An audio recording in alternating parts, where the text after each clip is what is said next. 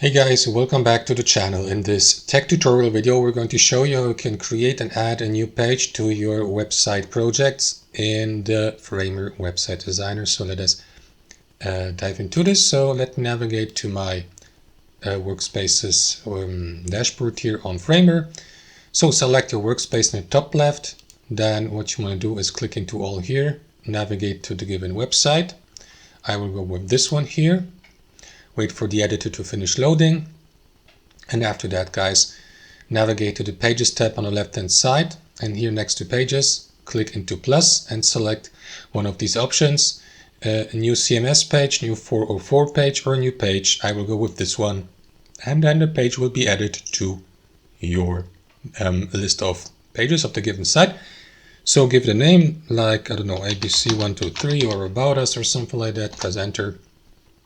And now you can navigate between your pages here, like the home page, the following pages, and start inserting components to these pages like sections and images, text boxes, and so on and so forth, guys. So like in a website designer and editor. Thanks for watching. Hope you enjoyed it, got something from it, and we'll catch you later.